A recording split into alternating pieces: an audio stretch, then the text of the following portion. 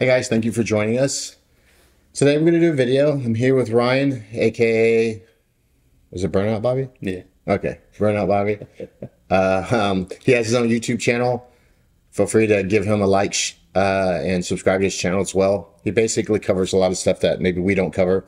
So my name's Kevin. Again, this is Ryan, or Bobby. We made this video because we're going to talk about some myths that we hear.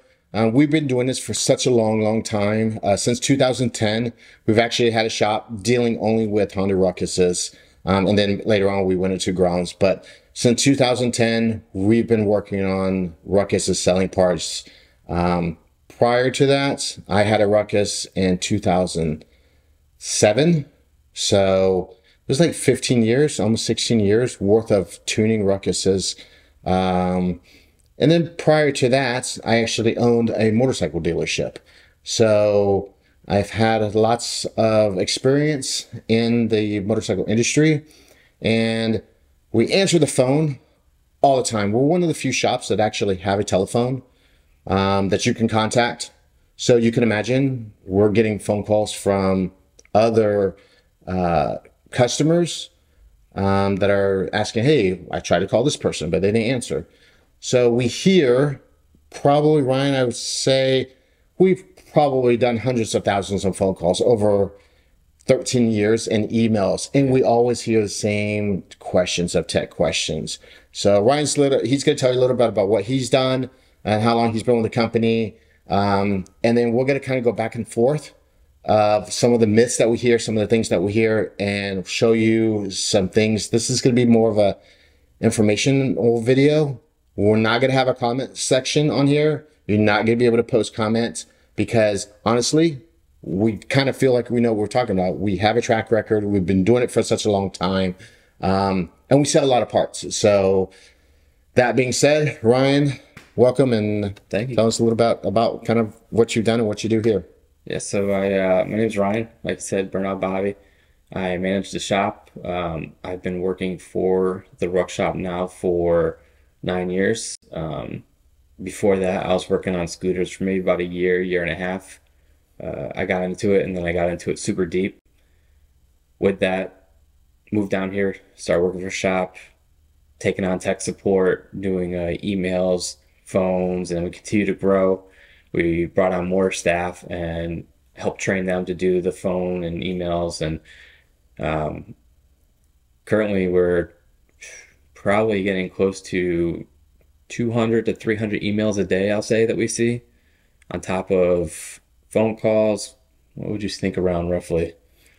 I don't know because I'm kind of all over the place. It's but constantly. The phone never just rings off the hook, and I really only hear if I'm gone or everybody's gone, and we're closed because we do close at 4 Eastern time. It just keeps on ringing. So he hears all the calls from all the people, and he's the one who's answering the emails. So we typically have myself on the weekends or him answering emails, and then Felix, Ryan, Savannah, Ron, they're always the one answering the phones. And quite frankly, we're getting the same things over and over and over. Plus, on top of that, we see a lot of false information, a lot of it on forums, YouTube install videos. Someone will comment on a video that somebody else has posted, maybe of our product or maybe of someone else's product.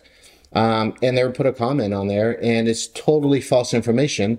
And then somebody will call Ryan and say, oh, well, I saw this on YouTube, or I got this part and someone told me to do this. So we're making this video so we can actually help you guys maybe hopefully save some money. So you're seeing me drop down in this because we did write a lot of notes. We see people kind of install the parts correctly on YouTube. Again, if someone tells them you should have gotten this part, they sometimes get the part that they suggested, and then they call Ryan and say, well, I got this part and now your product is not going as fast. Well, why is that? Other times we see someone using different combinations of parts. So that's equivalent to like building a race car and you put a big turbo on there and big injectors and it runs like crap. Well, you don't have the right combination, and that's really, you can't buy parts from one company that's kind of been tested and we know the recipe, as you would say, and then you buy something else, slap it on there, and then expect, I mean, you can do it, but expect the same results that we've received on the stuff. So, you know, when you get a stage 2 component or stage 2 kit, but you don't want to spend the money on an expensive Yoshi or a Two Brothers exhaust, hey, that's fine. But you're not going to get the same results. And we're going to talk about that in detail. Ryan, if you want to talk about first thing first, what people should be doing. So usually if you get a stock bike and it's brand new, you got a good solid platform to work with, but that's not the case all the time because not everybody has right off the bat 3,500, whatever they're going for now from the dealership. So chances are you'll see someone buying a used Ruckus, and with that, they want to put the performance stuff on because it might not be running that great. It might be doing 32 miles an hour when essentially stock should be doing somewhere in the 40 range. So what they'll do is throw a performance kit on there, and it's still doing the same thing. Well, there's a reason behind that. You didn't check the essentials that you need to when it comes to having a solid platform to work from. So you're already 8 miles per hour under, you need to gain back to where you should be, and then that performance stuff will help take effect. So there's things like your belt. You want to make sure you have, personally, we like the factory belt. We do sell multiple style belts and different brands, but when it comes to what we've tested and has worked out very well for us, has always been the OEM Bando belt for the Ruckus. So you want to make sure you have a really good belt, that it doesn't have more than, how many miles would you say? So I looked in the service manual. You're supposed to inspect the belt at 2,500 miles. It's when most of the time the belt's going to be slap wore out. It's going to be cracks. The belt, we're going to get into that later, but you have a service minimum. And most of the time with the heat that's in there, it's open, or I'm sorry, closed, they crack. They get stretched out. That's the first thing that you should change is your belt. And then on top of that, what else? I mean, go ahead. Oil. Definitely recommend doing a fresh oil change, even if you have a brand new one. So this will account for the brand new scooters as well. It's time and time again that we've dealt with, and I know that this information is out on the forums. I have seen this on the Facebook pages. The dealers will overfill the oil when they PDI the bikes. They will be shipped and it will have a little bit of oil in it when they do ship it, so it's not completely dry, and then they'll put the suggested amount of oil in. This now is over the limit for what it should be for the Ruckus, and that will actually take away 1 to 2 miles per hour from your scooter. And as someone who's owned a dealership, PDI, that's pre-delivery inspection, you're taking something out of a crate, putting the handlebars, putting oil in it, stuff like that. Guess who I used to have do that? It was the guy who was the low man on the totem pole. Might not have been finishing school. You're not going to have someone that you're paying $30 an hour flat rate to put oil in a scooter, especially. So you're going to use the guy that's maybe working there after school or something like that. He's going to put the oil. He's not going to measure it correctly. We've seen people that literally have had almost a half a quart of oil in brand new from the factory. And when I say factory, I mean the dealership. So he knows what he'll tell you. How much oil do we put in? 2.5 cups. Yes. Drain the oil, 2.5 cups. That's 0.6 liters. If it's completely disassembled, it's 0.7 liters, but you're never going to have that. So 2.5 cups of oil. Don't worry about the dipstick. Drain it all out, rock it, and put 2.5 cups. And then a new belt. And what else? Things to also check is your drive face and variator, because what can happen is you can get a groove along the inside of that where the belt rides. And if the previous owner hasn't changed anything and just wrote it how it was, they might have been stuck at 32 miles an hour because that belt is getting stuck on that drive face or variator where 32 miles an hour was. So definitely suggest looking at those, checking those. Something else that affects the scooter as well is the insulator boot. It's a small rubber coupler that goes between the carburetor and the manifold, and those are notorious for dry cracking. So you can always take the carburetor off, take a look. It's 2 hose clamps to hold it, and just inspect it, because it's a cheap replacement part that, like I said, is known to dry rot out and crack even after a few years, because if it hasn't been running, it's been sitting in a garage, the gas has sat inside of it, and that's just going to eat it out. Another thing is the air box, factory air box. If somebody has put a drop-in filter in and the bike's running poorly, That's one of the reasons why. It's throwing off the air mixture. These things are so dialed from the factory and tuned specifically for that drop-in filter that or for the factory filter, that when you put a drop-in filter in, it throws off the air mixture completely and you have to rejet the carburetor. Or if somebody has changed the filter, there is a seal in there. And if that seal gets pinched, that little bit of air that gets pulled in, it's going to throw off the air mixture that much. It wouldn't even run right. I literally had changed. I remember changing a guy's, when I first started a scooter, over and over and over, and changed this fuel pump, changed the carburetor, spent all this time because it wouldn't run correctly. And literally what it was the 4 screws on the battery box. They were too loose. I tightened them right up. And a buddy of mine, Jay at the time, told me what I had to do. I tightened them up and it ran perfect. And I spent probably 2 hours, probably 2 hours filling around just chasing this ghost. And it was literally just because of 2 screws. It was sucking in the air from the air box. Valves, you have a personal experience with this? Valves, yes. The shims? You want to make sure that the valves are to the correct adjustment or spec or the bucket. Yeah. So with these, typically after, how many miles did you say? I mean, it says 2,000, 2,500 miles. I guarantee you half of these owners have never even done a checked their valves. Yeah. Because it's not like your typical screw and nut. It's a shim and bucket. So you have to have the right shim. So you have to take a feeler gauge, same kind of feeler gauge you would use, and figure out what the difference is, where it should be. And then you're going to have to get that shim. Your local dealer would probably have that shim. You probably have to give them the old one back. I know that that's never happens. But if you really want to have the best performance, and you're going after, naturally it's not horsepower, but it's going to be miles per hour in our case with these 49cc, new oil or fresh oil, even if it's brand new. You know, you can dump it into a container and then measure it back in if it's a brand new scooter, just to verify that it's correct. Brand new belt. Check your dry face.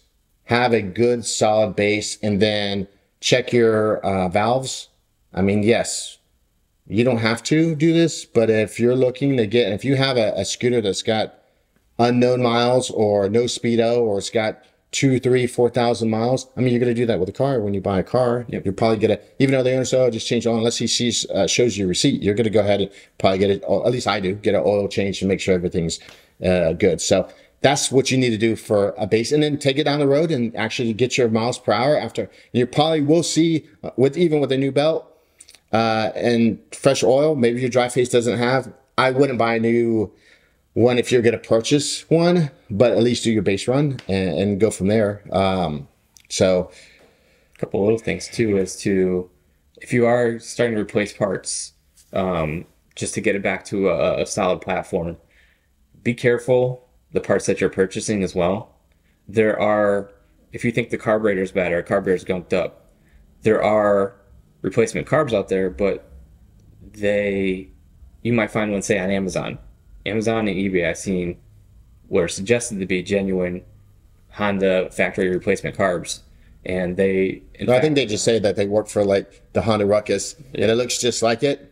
It ain't like it. No, we've actually had a personal experience where a friend of ours had brought his in, who had that carburetor on there, and it would not run for anything. And guess where he got it from? The dealership. He went, and the dealer was doing some, I guess, a side job for him, and he said, "Oh, look, the stock carb is $200. I think it was something like that. Hey, I found one for you for whatever it was, $30, and he put it on. And he came to me and said, "Well, yeah, but the guy works at the dealership." I'm like, "But did you have a receipt? And do you see?" Oh, no, he got the part from Amazon. Okay, he got the part from Amazon. What is it? So he said, "Yeah, why pay $30 for the carb?" Automatically, I knew, but I gave him the benefit of the doubt. I drove, because we don't work on scooters. I drove, got his scooter, because he's a good friend. I've known him for a long time. He might even be watching this video. Got his scooter from 200 miles away, brought it back, put an OEM carburetor, started right up, ran perfect. I didn't have to do anything to it. That was the problem the whole time. And then the other common one that I've seen people talk about on the pages is the fuel pump. There is a stock looking like fuel pump that's about half the price as a genuine Honda one. And a lot of you will put that in and it fails on you within like a week or two. So when it comes to those parts, make sure you definitely want to stick with the genuine Honda parts. I know they're more money, but if you're trying to get that solid platform, and if your goal is really just performance or everyday rideability, because this might be your daily driver, put the money in it. It'll definitely be worth it. Yes. So again, those are kind of the things we're kind of telling you what to do, because we're doing it in a format where we are actually hearing somebody say, hey, well, I got this fuel pump, it doesn't work, or I got this car. So we're telling you these things because that's what we hear all the time. I got this, I got that, it didn't work. And unfortunately, we have to probe. It's like we have to pull this information out from the customers to finally get the answer that we're looking for, which is, oh, it's not an OEM one? Well, I got it on Amazon. Okay, what says if it's a GET motor? Well, how much was it? Oh, it was $30. Okay, well, then you already know, brand new, it's not going to be that much. So again, we've had a lot of customers that have done videos of installs, and they're all usually getting the same results that we get. I mean, stage 2 kit, upper 50s. So we're going to talk a little bit about that next. I think you should probably talk about the exhaust. We know they're expensive. So there's what, 3 manufacturers? Yeah. And then the other one. So you can kind of talk about that a little bit. 3 key ones are Yoshimura, Two Brothers, and I think the third one is Pro Circuit. Yes. They have done their R&D with this, and that's probably partly why they're expensive, but they've done the research, and they found out that with the header dimension that they have, it's able to keep the back pressure for you to gain the mile per hour and have the power that you need for that scooter. So back pressure is the key thing when it comes to the exhaust, and that's what Yoshimura, Two Brothers, and Pro Circuit have done. They found out that it's not the bigger the header, the better. You want to keep that small header diameter to keep that back pressure needed for the bike to create power. With such a small motor, these headers are essential in the mile per hour game. If that's what your goal is, you need to have that. And I know they are expensive, but it's worth it, because what's going to happen is if you spend only a couple $100s on exhaust, and it's say 26 millimeter or 25 millimeter, I think some of those are, there's no back pressure at all. And you will see roughly, I think we had customers that were losing 7 to 8 mile per hour on the top end, and it was still sluggish to get up there. And then the jetting's thrown off. You can try to accommodate with jets to it, but you're never going to gain back what you had or where you could potentially be at.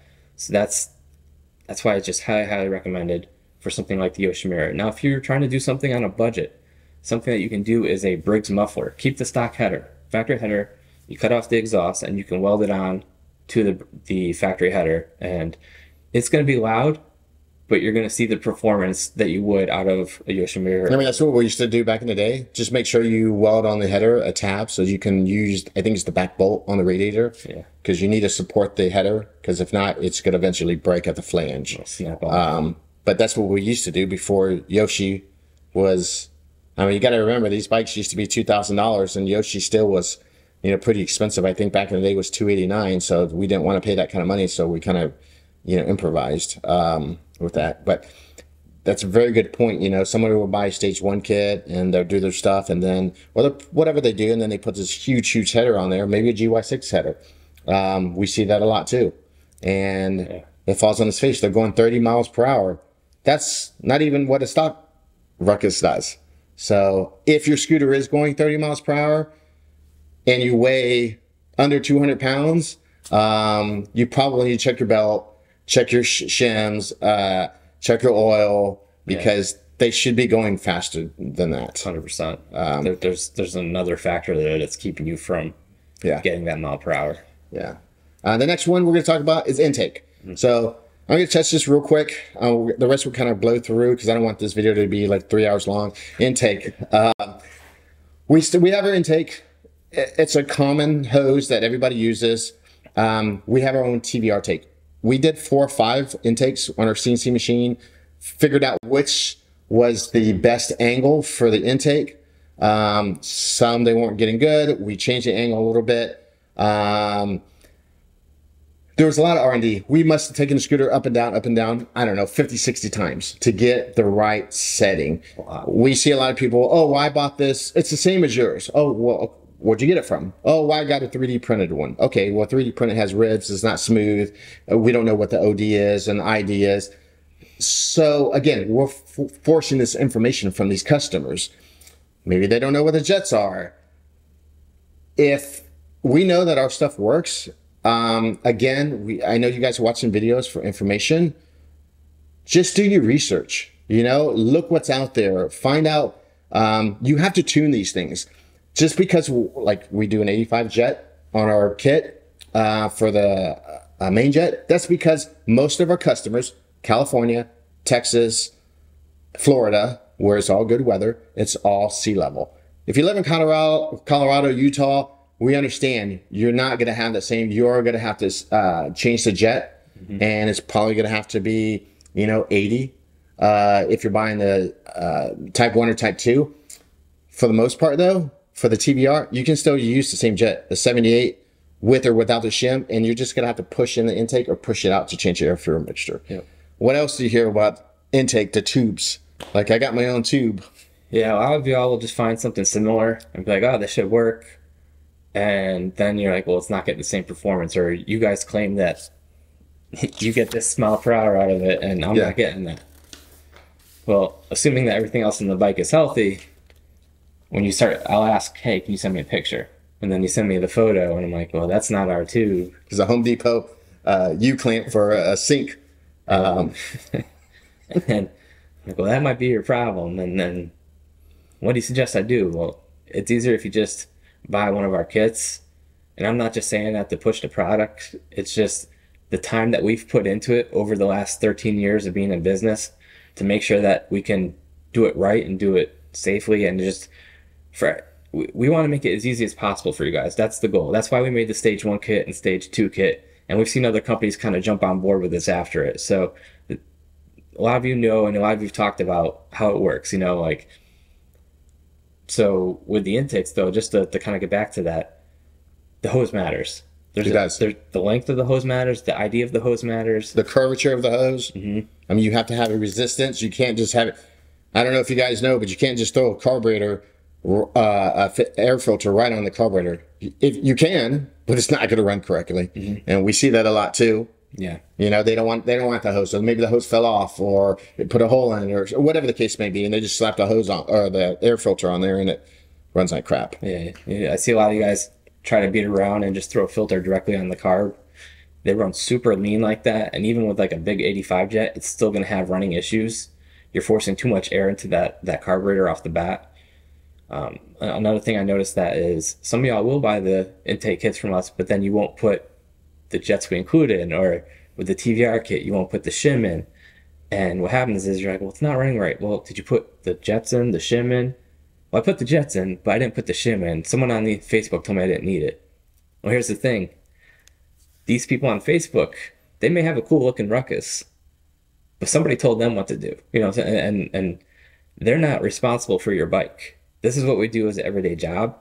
So we want to make sure that your part goes on, everything goes smoothly for it, you're able to enjoy your bike. At the end of the day, they don't care what happens. If your bike doesn't run after they said, oh, you don't need that shim, they're still going to go have dinner with their family. And how do you know whether, I mean, did you look at where they live? They may be in Colorado, they may be in Utah, they may be in High Sierras, and you're over here in Florida, and you're reading this, every, I guess, scenario is different. And you're just going off of what somebody has told you.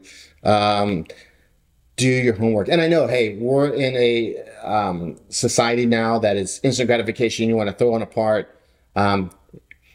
Those days are not, unless it's a finished part like a camera or something like that. If you're dealing with anything automotive, it's never like that. And we do understand most of you guys, or a lot of you guys, first time tuning, first time even buying tools, or even changing a spark plug. We understand. That's why we're making videos for you guys, so that you can actually, you know, learn. We've all had to learn somewhere. So, you know, the filters, that's another one that we hear a lot of, the little small filters. Yeah. Just another misinformation that you see online is that when you do an intake kit on the GET, that you need 4 filters. I mean, hey, you guys can buy them. We don't care because this is money, but you don't need them. You only need the one that comes with a kit. And you need the main filter that goes off the intake hose, and then there's a little breather filter for the side of the carburetor. These are the only things that pull vacuum. Your valve cover does not pull vacuum. Your PCV valve. It pushes out. It's pushing oil out. The same thing with as an overflow. It's a vent for the valve cover. If you put your hole, it's puffing oil out. That's why we always say, hey, just run the tube down to the ground.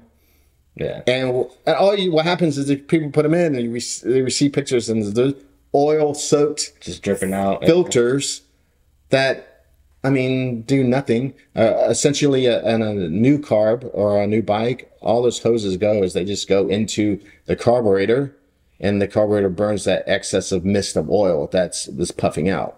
So if you actually look where those hoses actually go from an OEM, they just go right back into the airbox. So why would you want to put I understand your rationality of it, but it actually goes behind the filter. Doesn't go in front of the filter, because then you would have it. So it's burning that off. So it doesn't need to be filtered air. If you want to have all the filters, that's up to you. But as far as a necessity, it's not. Yeah, it's not one. Carbs. It's a big thing. We touched base about it a little bit before. Look, some of the guys that have been around know you don't need a PC20 carb. We don't sell them, mainly because there's a lot of Chinese knockoffs. But even on the Kian PC20, you had to have an air mixture screwdriver all the time because it's so finicky. We're getting, I mean, we have an employee, Savannah. She gets, yes, she is 100 pounds, 63 miles per hour out of her GET motor. There's a lot of people, Christina, Tad. There's so many of our customers that we know that get well into the high 50s and 60s with stock carbs. You don't need a PC20. You don't need this big carb, stock carb. Save your money. Just stock carb, change the jets. Look, I was guilty of it too. When I first started, yes, I had a PC20 carb. We just had a guy here, the welder. He put a PC20 carb because he had to have it. And he was so frustrated. And there's tons of us that have the experience. And I told him, don't buy it. And he ended up saying, the hell with it. And unfortunately went GY6 swap. But that carb is so finicky, and he paid pretty good money for it. Save your money, use that money, whatever they cost, $100, and just use it for something else. I don't know. Again, we're trying to save you guys the money. Yeah. You don't need all these filters. You don't need this extra carb. Variator. I'm going to talk about the variator because I know you get tons of customers with the slides and everything else. Yeah, so there's some key points which we've gone over in the Pliny variator video. So we'll do it briefly just here. The variator, again, like we said earlier, make sure that there's no grooves on the variator. Either of these, the dry face. Mm-hmm. One thing that a lot of people like to do with the Pliny is there is a little dust ring right here on the inside. They like to pop it off. That's no big deal. If you're looking for a little less resistance, that's really all it does. It's a dust cover. That's fine. It just basically allows this boss to slide in nice and smooth without having the resistance. He's going to tell you how to kind of tune. And again, everybody wants to throw in parts, but they never want to tune the stuff. So, Ryan, what can you... So the big thing is the weights. When you get a variator, the real tuning is in the weights. So I see on the Facebook groups a lot, the heavier weight, the better top end. For a certain weight rider, yes, that's the case. If you're like 140 pounds, then yes, like 6 gram weights or 6.5, whatever, you'll have to figure it out yourself, will work for you. But essentially what you're trying to do is find the right RPM for your weight and for the mile per hour. So if you're getting a variator and you're really trying to get into tuning, I would highly suggest getting something like the TrailTech TTO, which is the tachometer. So you can see essentially where you're at with tuning the bike. Say like myself, I'm 180 pounds. How much? 180. Oh, okay. I thought you just skipped through that, said it real quick. All right, 180 pounds. It's out there. With that, I'd probably start with 5.5 gram weights because that's typically the right thing. But I've had bikes that I've tuned where 5.5s were perfect for one bike. But then the same, it could be both 2020 for the bikes. That same year bike on another person's bike, that 5.5, I wasn't hitting that same RPM. So what I had to do was go down to a 5 gram. And me going down that half gram was able to bring it back up. And if you're really getting the fine tuning, you start splitting the weights and do staggered weights. So I could have done a 5.5, 5 gram combo. So every other weight would be the 5.5. Yeah, and we get that. We get a lot of times too. I when I answer the phone, it's, oh, I got this. I did this. First thing, how much do you weigh? Yep. That's the first thing I ask. And a lot of times, well, I'm a heavier type of guy. Okay, yeah, me too. How much? Well, I weigh 300 pounds. Okay, cool. That's fine. But you're not going to be able to use 5.5 weights. You're going to probably have to have 4.5s or 4s or something like that. And you know, we're asking these questions so we can just stop all the trying to figure out what everything else is and just jump right to what we know is the issue. Tuning the variator, like you said, draw lines on it. See how far, it's probably going to be better on, oops, it's going to be loud on the video, on this side so you can actually see, and see how far the belt rides up. If it's only riding this far, that means your weights are probably not light enough if you're a heavy guy, because you have to spin that motor up super fast to get to the top. You do have to play around with them. You will. And you don't want to go too light if you're a lighter guy as well, because the same thing, you're not going to see that mile per hour and you're going to rev out really fast. You want to avoid getting in that 10,000 RPM range to keep it safe and still get the mile per hour. 9,800, you say like 9,800 range, like that's putting it safe in case you have like hills and stuff like that. And that's one thing I guess we can go over too. If you're bombing it down a hill and your bike might be dialed on flats and you're bombing down here, you start hearing like a flutter, like that's your valves, and they're telling you to just back off slowly. Yep, it's that simple. I mean, I've floated them plenty of times. These things are bulletproof. So, and we're going to talk about, after I get into the clutch, we're talking about the CDI. Yes. So the reason why this prompted this video is because I saw something that really was kind of perturbed me, I say.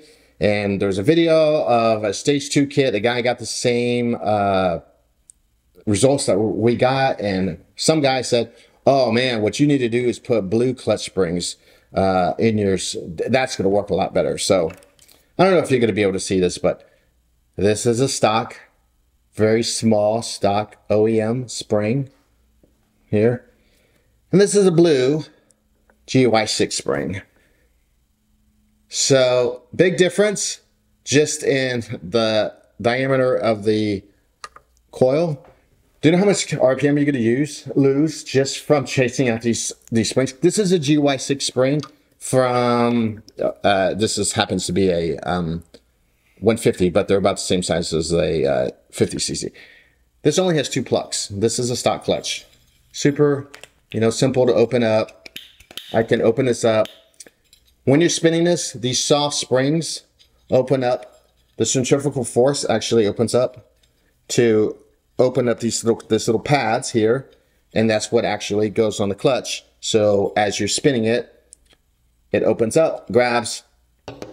You'll waste so much power and RPMs that you need to get to that, to get your belt to the top of the final drive by putting these springs. Now, they do make some springs that are the exact same size as an OEM. We don't sell them. They're super hard to get, and they're not blue. They're like barely powder blue. They put them on. They're super hard. They just kind of dust them with a little bit, and they're 30% stronger. Again, same thing with the clutch. 50-something miles per hour with the stock clutch. You should actually check this too. 2,500 miles is what the service manual checks. Make sure these are still good. They last pretty good unless you're trying to do burnouts and stuff. This little spring right here is the contra spring. We sell the contra springs 30% stiffer. Polini makes them. Don't play around with that. It's kind of a pain to get around and changing this until you are absolutely like dialed in the best you've ever gotten. You're getting 58 miles per hour. All that does is allow this to actually stay, I guess, tight, meaning the belt's sitting at the top, so that you can, when you come off of the throttle, it doesn't allow the belt to drop back down. So when you hit it back again, it's that's all that's doing. So if you guys do have bikes, and I know for me personally, when I'm like hit that 50-something miles per hour and it's a stoplight, I'm kind of trying to slow down just a little bit so I don't have to come to a complete stop, because it's going to take me a mile or 2 miles to get faster. Mm-hmm. I'm so tired of like seeing this. Put the blue springs in, yeah, it does. And the guy scooter probably only did 35 miles per hour because again, he was wasting so much RPM. I'll let you touch on the CDIs unless you want me to touch on the CDIs, but yeah, go ahead. CDIs, we have sold the NCY CDI now for probably about 12 years, roughly. Whenever it first came out, I know, so probably 12 years. Probably about 12 years now. It's been one of our biggest sellers when you pull the numbers for everything that we sold. And that was even besides the stage 1, stage 2 kits. These are known to work. They've been proven, tested. In the last 12 years of selling these, we've probably sold... Oh, wait, I pulled it up. I actually have it in my notes. Over 8,000. So over 8,000 CDIs.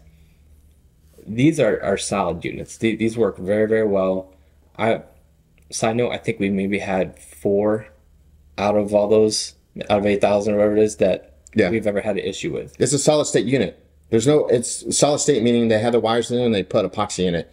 So the wires aren't going to be moving around. No. And what's the biggest problem with they don't run? Like, what do you find? The biggest issue is people with installing it? Or? Yeah, with, it ran and now it doesn't run anymore. Usually it's the connection. It's typically the connection for that. You can go ahead and just go over things. If you really want to do it, you can solder everything. You solder it, you know you have a solid connection, you're good to go. Some people say, oh, my bike's starting and it's running, but I think the CDI is not working. You know, people have told me the CDI doesn't work. Well, if that was the case, your bike would not turn on with the NCY CDI because that's what's delivering spark to your coil. So if the bike's running, the CDI is essentially working. Some people, they don't want to go that route, or they're afraid to, I guess you could say, because they don't want to cut wires to plug the CDI in. But one wire. One wire, yes, one wire. But at the same time, you're cutting your factory harness to put blinkers in, or to wire a tail light, or LEDs. You know, or you're shaving your frame for a fatty mount. So there's. It doesn't make too much sense to me if you're digging that deep into other stuff, but you just don't want to go into that. If you don't want to do it, just stay OEM and just leave it alone. Yeah, because it's really not that difficult. We've had people who it's been their first time, like he said, working with tools, let alone working on anything that's a motor vehicle, and they've knocked it out the park. And they'd call us back up. Hey, I just want to say thank you for your video. I was afraid of cutting wires, and this only took me 10 minutes, and it's up and running, and it's doing great. So it's yeah. And a little history on NCY. You know, there used to be just one company that had them. They're Posh, CF Posh, made in Japan. It was not unlimited. They had like I think it was 10.5 or something like that. Double the amount of money. NCY basically took theirs, cloned it, and it's only for the USA market. You can go to Taiwan and try to get that. They will not sell it to you. It's not even in any of the stores. It's only for the US market. It was developed with the distributor of USA. The NCY distributor of the USA NCY distributor. There you go. In partnership with them, and they're the ones who kind of said, "This is what we want. There's a need for it." They made it and sold it. So to get back to your story, Ryan, like a lot of people don't want to cut their wires. We used to have the wires really long, and that you actually how they come originally is they come all the way back and into the coil and drag on the floor, and nobody wanted that. So we went ahead and found what wire we actually needed to splice into, and we take these harnesses and we cut them up and put the bullet connectors every time and open them up and put this and do that to make it so it's nice and clean and simple, not that you have all these long wires. Which kind of goes to another point. We have so many times people say, I see this a lot, I know Ryan deals with it, somebody will buy CDI, a plug-and-play CDI, not an NCY, not a Posh. Oh, I got this. You buy everything else from us, but then put this plug-and-play CDI, whatever, whoever made it. Oh, it's not getting the same thing. Oh, I put it in and lost power. Then why are you calling me? Like nothing changed. Or, hey, I got this. I put it in. It was running this.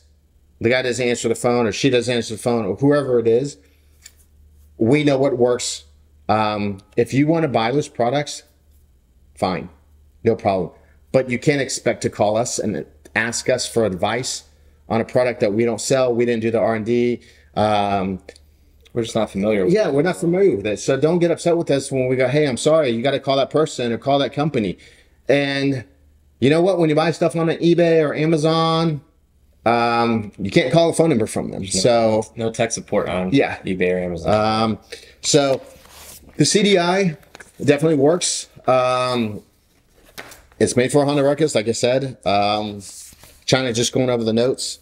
We pretty much covered that. This is one for Ryan. I'm going to let him touch base on this. I actually read the whole service manual and talked to a Honda dealership to pull all of the service bulletins for a Honda Ruckus. Ryan, take it away. All right. The biggest thing I see on these pages and groups is reset your ECM. I see this post. I want to pull my hair out. It's the most thrown around advice that someone is giving other people, and then when they call me, they're like, "Well, I did the airbox kit and I reset the ECM. It should have adjusted." No, it's not going to adjust or ever adjust because your ECM or ECU, whatever you refer to it as, is not. It's not like a learning ECU like you would have with a fuel injector or Brom or something like that. Yeah. We have a check engine light. There's no check engine light on these things. I literally had a guy pull no service bulletins. Having someone that used to own a dealership, a Honda's not going to tell you something or have something and they're going to hold it back. They're going to tell the dealerships how to fix a problem. Yeah. They're not going to make you call. They don't want to be on the telephone either. They're going to tell you, hey, it's not in the service manual. I looked through it all. It's not in any schematics. And it's not in any service bulletins. And that's what a dealership would typically get. So we hear it a lot. It's a pet peeve of his. We laugh. Does not work. I don't know where this came from. I know it's been around on Total Ruckus and a whole bunch of other things. No idea where it comes from.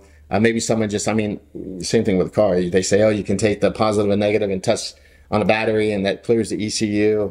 Well, it'll come back if it's a real problem. Yes. So that's not an issue. Like maybe your ECU's battery. Most likely what we find is something's unplugged. Yeah. Fuse is blown. It won't fix your air fuel mixture. It won't fix anything if you've messed around with the intake exhaust. It won't fix anything, period. It's just going to waste your time. Your time is what's going to happen. That's it. And a lot of times we're getting close to the end, but a lot of times often we know parts that don't work. And we're not telling you again this so to hate on anyone or by all means, you guys want to spend or girls want to spend money, that's fine. But just for ours, we're already telling you don't need 4 filters and we sell them. You don't need a carb. I could probably sell tons of carburetors.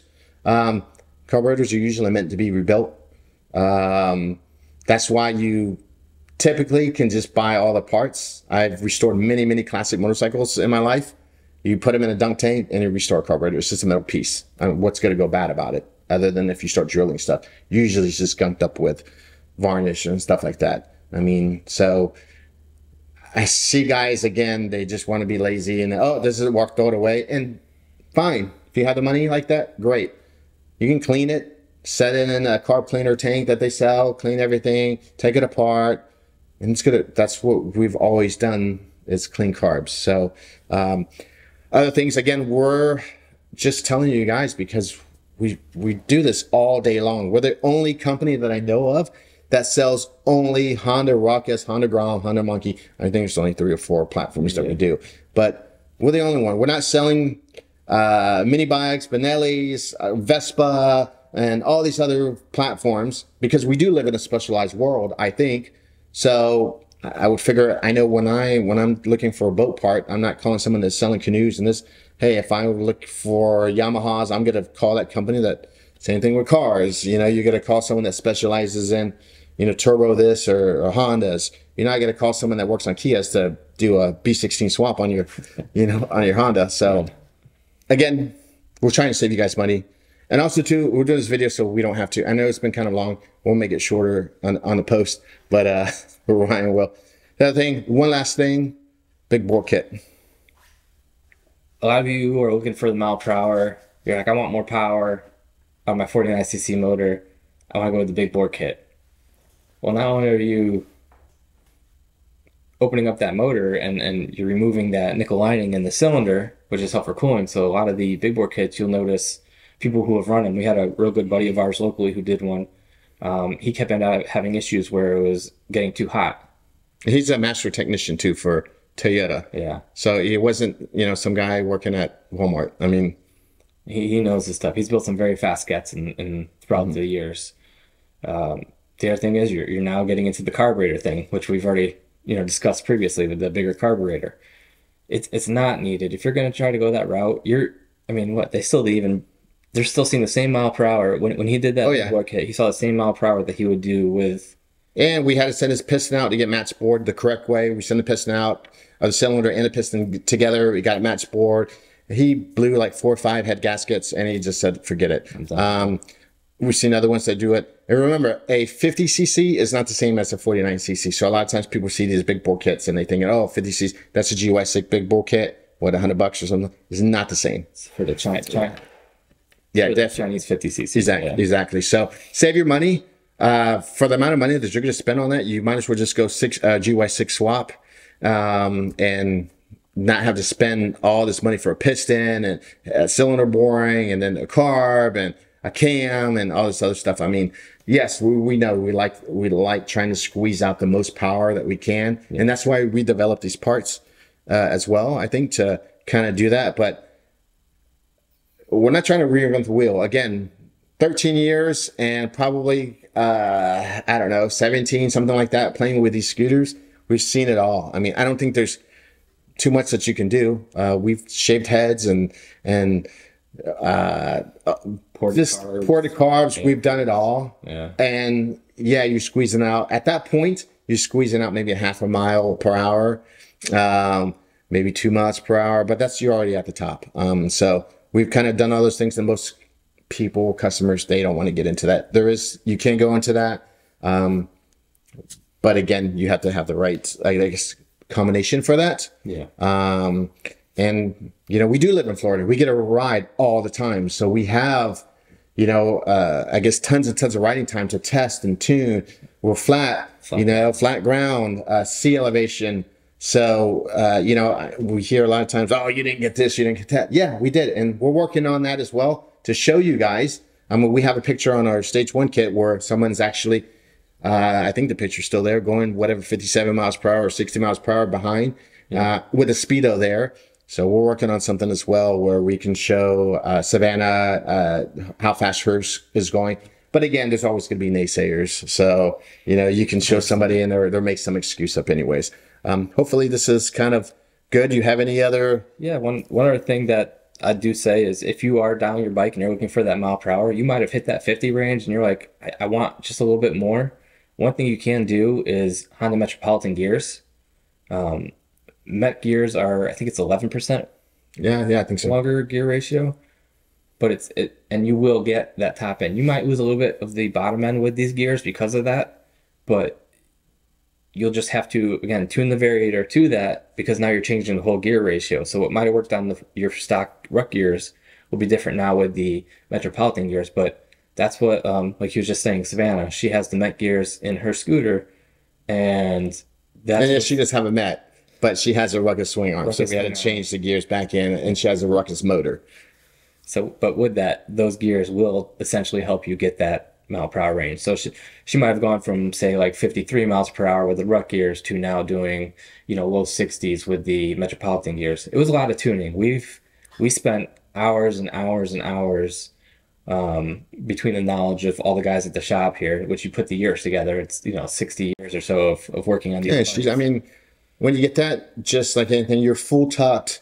It's taking you a mile to get to that. I mean, you're tucked down. That's how we're kind of running, like we're on Bonneville Salt Flats. So again, we're here to help, but we just wanted to kind of get rid of some myths that are out there. And again, there's not going to be any comment section. We're just here to help you guys. I don't need any rebuttals. I don't think Ryan needs that. We hear it all the time anyways. You can take the advice for what it's worth, but we have a track record. We've been doing it for a long time. So we're going to do another one of these on GY6. That's going to be a fun one. So a lot of combinations. So we'll do that probably next couple weeks or so. Appreciate you guys watching. And hopefully this was helpful with your adventure with the GET, your how you want to go about it. And again, you want to use the parts, the kits that we provide, the knowledge and service. We're here for it. We're here to help out. He's put pride on customer service with his business since I've been working for him, and that's one thing I really enjoyed, and one of the reasons why I came down here to work for him for that reason, and we plan to continue to do that. So if you're getting the product from us and stuff that we're very knowledgeable on, we're glad to help you with I it. mean, customer service is free, guys. Like, it's Yes. free. So it doesn't cost anything other than like time. Yep. I don't understand why a lot of other businesses don't have phone number. I know it's time and stuff like that, but it does pay off. So again, like you said, I believe in, we do answer the phone. There's not that many of us. So, I mean, we are answering phones. We return phone calls. Any of you guys have, a lot of times we're closed on the weekends and you get emails back from us. So again, we appreciate it. Yeah. If you like this, please like, how do you say it? Like, share, and subscribe. All right. Thank you. Take care, guys. Bye. Can I get a true Bobby Moon?